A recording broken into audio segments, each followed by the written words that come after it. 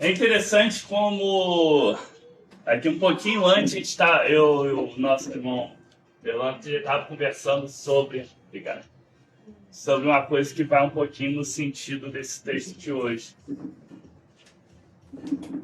Jesus, ele não ficava de muito blá blá blá, de muita teoria. Jesus, ele falava e mostrava as coisas de uma forma muito prática, para as pessoas entenderem. Então, lidando com pescadores, qual era a melhor forma dele mostrar o que ele fazer eles entenderem o que ele queria, mostrando na pesca. Então ele chama eles e vão lá para pescar. O pescador não vai normalmente qualquer hora. E inclusive já tinham passado a noite toda, já não tinha dado muito certo, estava ruim, né? Mas não estava para peixe, literalmente. Mas ele fala para eles irem lá, e eles vão e conseguem.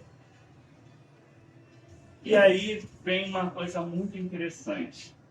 A gente pensar que o pescador não fica...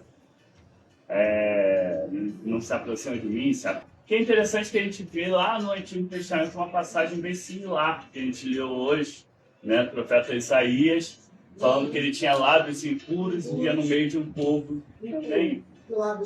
E aí, Deus vai purificar os lábios dele. É importante que a gente recorde que esse período que a gente está trabalhando, esse período aí da Epifania, todo, até chegar na Quaresma, a gente está sempre falando das manifestações de Deus até para as pessoas. E aqui a gente tem 2 pontos, mas o principal é quem que Deus está usando para se manifestar. Ele está usando nós, pessoas como nós. Né? E não está chamando pessoas que são especiais, não há um super-herói da Marvel, não é nada disso. São pessoas comuns, com suas limitações, com seus erros, com as suas dificuldades. Mas ele é quem purifica, é ele quem fortalece, é ele quem guia, é ele quem faz com que as pessoas possam ir. E, aliás, até o texto hoje do apóstolo Paulo também está nesse sentido. Quem está contando sobre Jesus aparecendo depois da ressurreição, né? Aqueles que ele chamou para testemunhar e para enviar, e ele fala depois do tempo, como quem é nascido fora da hora, ele também é chamado. E é chamado para ser apóstolo, e ele que nem merece ser chamado como tal, porque ele tinha antes perseguido a igreja, antes da sua mudança. Mas Deus, sua misericórdia e sua graça, permitiu que ele, de perseguidor, fosse transformado um apóstolo. Inclusive, depois ele vai ser perseguido por isso. E vai sofrer muito por isso. Mas veja que Deus também ele se manifesta através de nós, a fazer parte da obra de Deus no nosso mundo. O hino que a gente cantou agora, aliás, os 2 últimos, eles falam muito disso. Somos chamados a curar um mundo doente. Somos chamados a espalhar o reino de Deus na vida das outras pessoas. Porque nós, de alguma forma, fomos tocados já por esse reino de Deus. De alguma forma, nós conseguimos sentir um pouco da presença de Deus, um pouco do reino de Deus. E aquilo ali é tão bom que nós somos chamados a também levar aos outros. Jesus, ele vai, em outra passagem, ele vai falar, né, que nós somos sal e luz.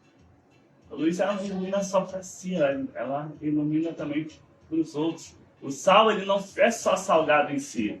Onde você bota ele, ao redor tudo vai ficando. É a mesma coisa. Nós somos chamados a ser essa sementinha do reino de Deus onde a gente está. A viver o evangelho de Deus, não só para a gente, não só para nós. Não, e não só nem para dentro da igreja. Nós somos chamados a ser cristãos, somos chamados a ver Deus no mundo. E poder levar ao nosso mundo, simplesmente, não tendo nada de especial em nós não sentimos, mas eu não tenho nenhum dom, não sei o que fazer. Às vezes a gente fica lá igual Moisés lá no Antigo Testamento, não, mas eu nem como que eu vou falar lá para o faraó, nem falo bem, né? Não tem problema. Não, às vezes só a nossa presença vai poder trazer algo de bom.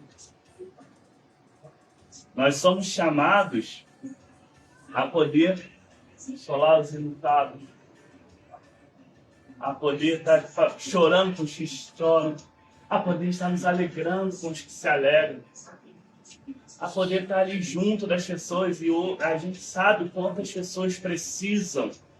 Às vezes a pessoa precisa que a gente ouça, às vezes a pessoa precisa ouvir uma palavra da gente, e às vezes a pessoa só precisa da gente, tá ali. Precisa de absolutamente nada. E é isso que é parte do que nós estamos. Tá? Estou falando ele um pouquinho antes. Tem alguns autores cristãos que eles gostam de contar uma história, né, para facilitar a gente entender um pouco desse papel nosso.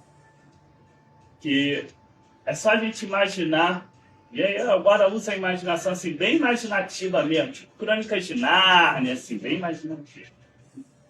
É como se nós vivêssemos hoje num reino que tem um impostor no trono. É alguém que não é o verdadeiro rei, e o reino está ali desabando, né? Isso. Mas a gente sabe que o verdadeiro rei ele vem para tomar realmente o trono. E nós estamos aqui meio como infiltrados. Estamos como pessoas que já viram a boa nova, já sabem da boa nova, e está aqui para espalhar um pouquinho dessa boa nova. Até a consumação, quando esse reino voltar a ser como ele deveria ser, com o seu verdadeiro reino. Nós temos um mundo que é sempre bom a gente lembrar, um mundo que isso está lá, né, porque ele é primordialmente um presente de Deus para nós. Não está nos planos de Deus a morte, não está nos planos de Deus o sofrimento, não está nos planos de Deus nada do que a gente vê nesse mundo. Isso se dá pelo afastamento, pela queda. A gente não está, ele está como um reino que não está com seu verdadeiro rei. Mas a gente é chamado por Cristo a ir na contramão, no caminho contrário. Recuperar esse reino para ser o reino de Deus. Então, nós temos esse compromisso de manifestar a presença divina na vida das outras pessoas. E quando a gente faz isso também, a gente lembra como as outras pessoas na nossa vida manifestam a presença divina. Quantas pessoas são fundamentais ao longo de toda a nossa vida. Porque o ser humano ele não é um ser que consegue viver sozinho. A gente não nasce sozinho, a gente não sobrevive sozinho, né? A gente constantemente depende de tantas outras pessoas. Às vezes pessoas que a gente nem percebe a diferença imensa que elas fazem na nossa vida. Né? Às vezes é muito comum isso, né? Muito comum às vezes depois a gente ficar pensando, nunca percebi isso. É normal, isso acontece mesmo. Mas há muitas pessoas constantemente sendo presença de Deus na nossa vida. E nós somos chamados a também ser presença de Deus na vida dessa e de muitas outras pessoas. Então que hoje nós seremos aqui fortalecidos. Que essa é a missão. A missão que é inicialmente de Deus, mas que Ele nos chama a participar dela.